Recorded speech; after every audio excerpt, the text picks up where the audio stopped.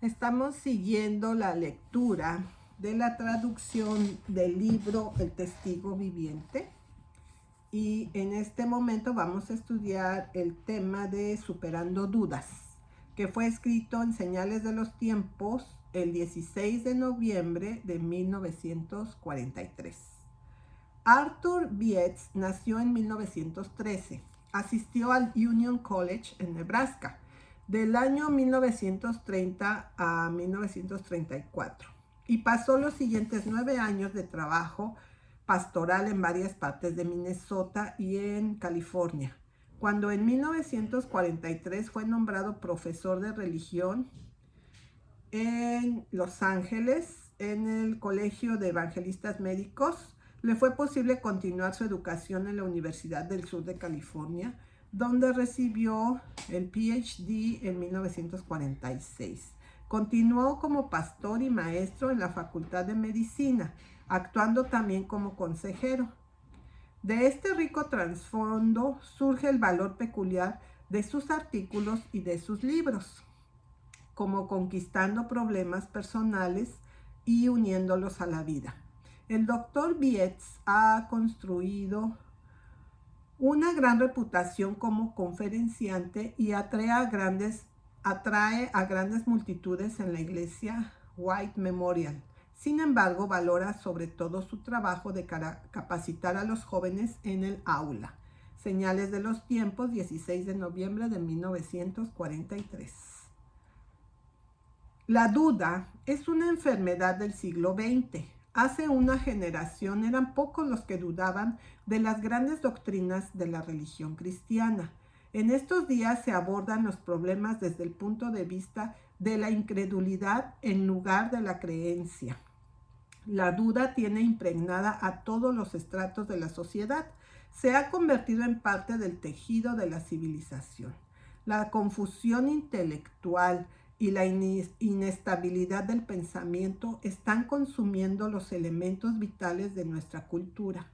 Esta condición fue predicha en la profecía bíblica, pero sobre todo recuerda que en los últimos días vendrán hombres que se burlarán de todo, hombres gobernados solo por sus propias pasiones. Segunda de Pedro 3:3. Jesús, cuando estuvo aquí en la tierra, habló de nuestro tiempo con estas palabras: sin embargo, cuando venga el Hijo del Hombre, ¿hallará fe en la tierra? Lucas 18:8. La pregunta insinúa claramente que en los últimos días, la fe sería la excepción y no la regla.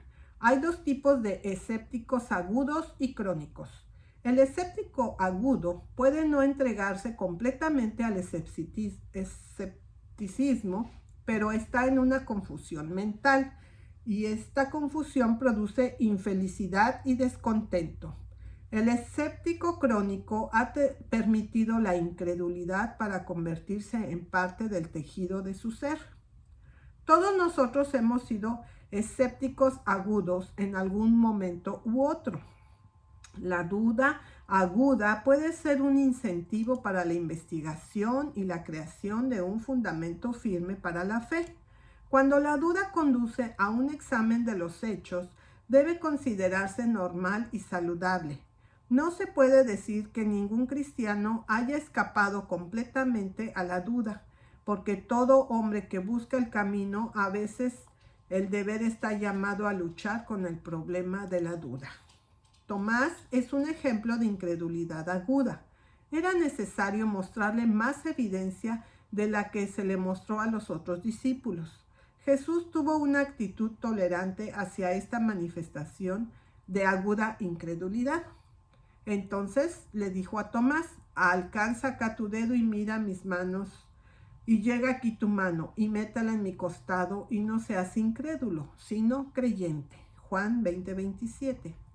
Hay esperanza para los escépticos agudos si investigan los hechos. El propósito del enemigo es mantenernos alejados de una investigación de la verdad para que podamos permanecer en un marco escéptico de la mente. Pero es el deseo de Dios que dejemos que nuestras dudas nos lleven a la investigación. Él dice, venid ahora y razonemos juntos. Isaías 1:18. No hay tanta esperanza para el escéptico crónico, ya que el escepticismo se ha convertido en una parte integral de su estructura. El escéptico crónico intenta convertir su aflicción en virtud. Cree que ser escéptico es un signo de superioridad. Una de las mayores causas de duda es la falta de educación cristiana. Esta carencia es, ante todo, evidente en el hogar.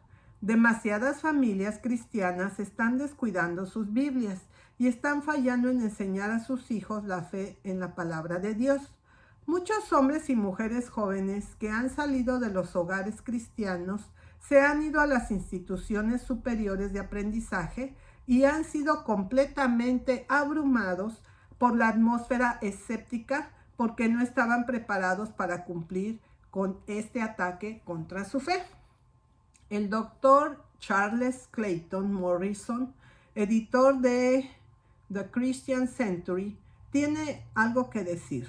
Lo que nos aflige no es la infidelidad, sino el analfabetismo religioso, debido a los hechos gemelos que la educación pública excluye la instrucción religiosa y que las iglesias no lo están proporcionando. Al carecer de un sistema educativo adecuado, las iglesias dependen principalmente de la predicación desde el púlpito a los adultos.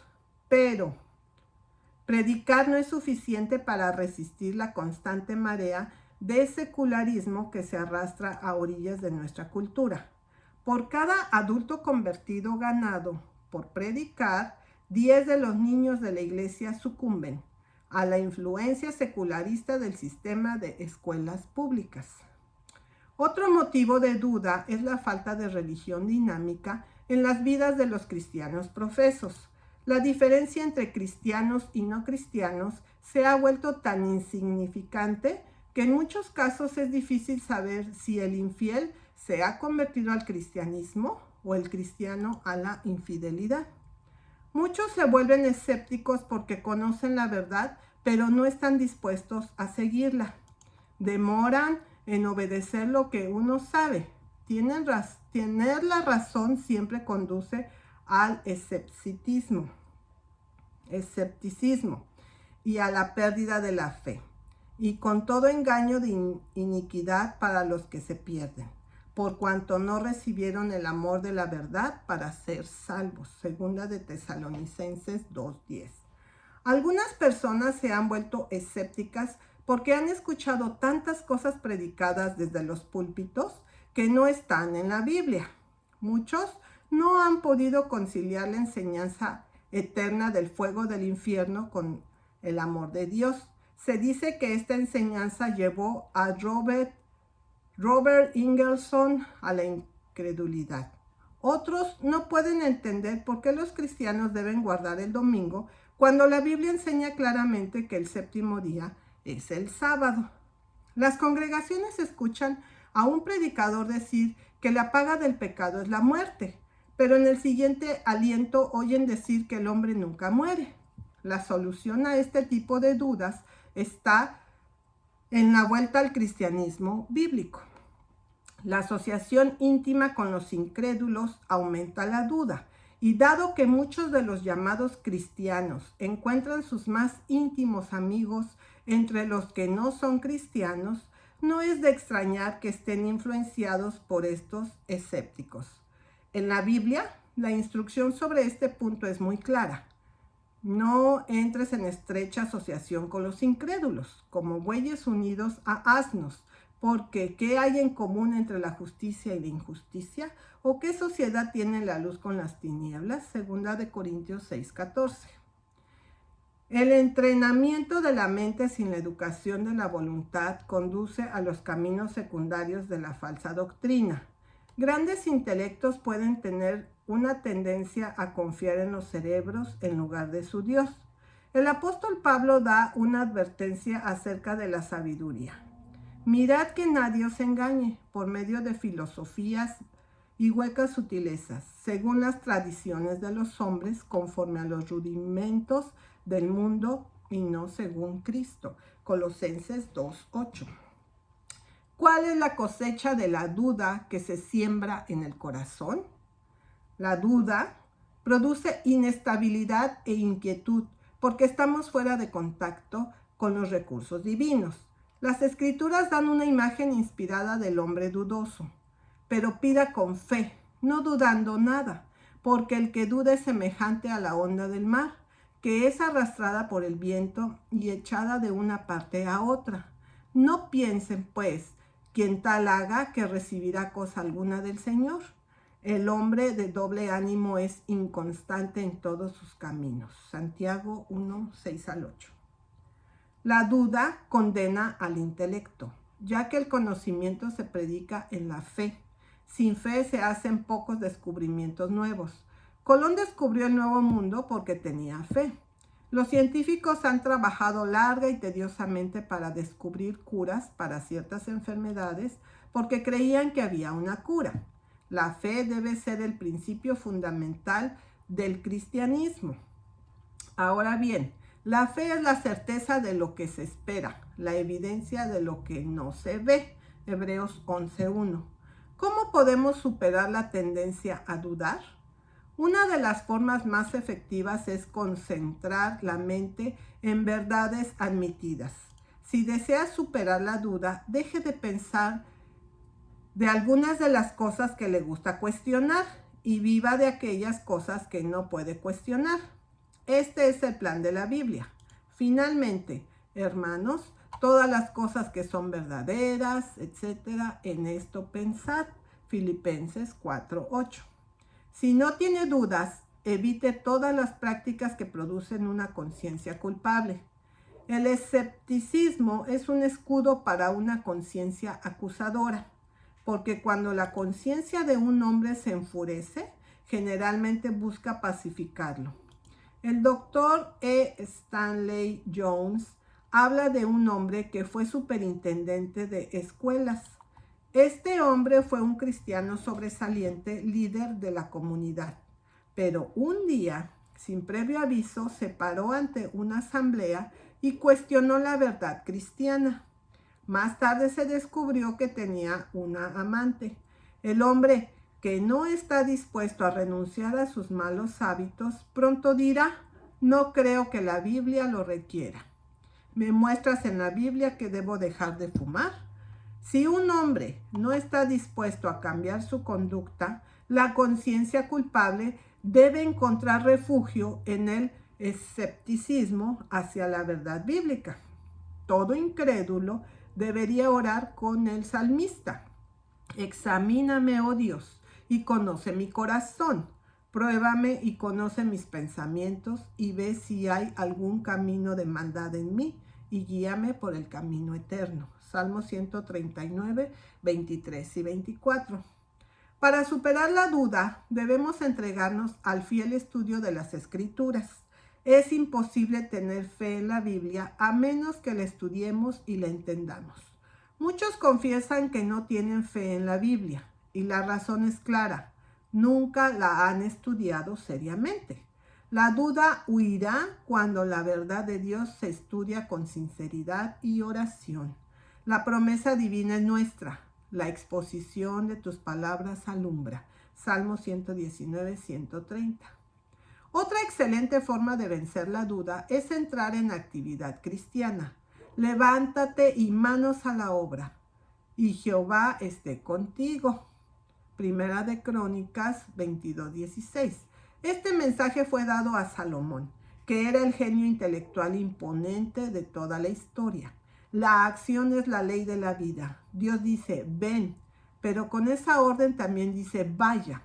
El uno es tan necesario al cristiano como el otro. Para muchos cristianos, curar la duda es simplemente ponerse a hacer cosas, manos a la obra. Entra en la pelea contra el mal, estar al frente de la batalla. El general Sherman solía decir que cuando estaba en el frente de la línea de fuego, liderando y dirigiendo tropas, estaba siempre lleno de esperanza. estaba seguro de la victoria. Cuando él estaba en la parte de atrás, donde los heridos eran devueltos, donde los rezagados y desertores estaban en evidencia, se llenaba de dudas, de miedo y depresión.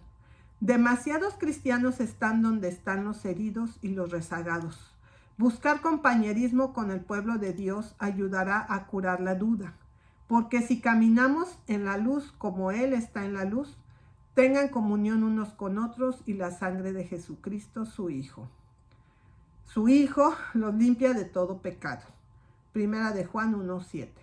Recordemos que la fe es la atmósfera natural del cristiano, mientras que la duda es el clima en el que prosperan los no cristianos. El hombre fue creado para la fe y no para la duda.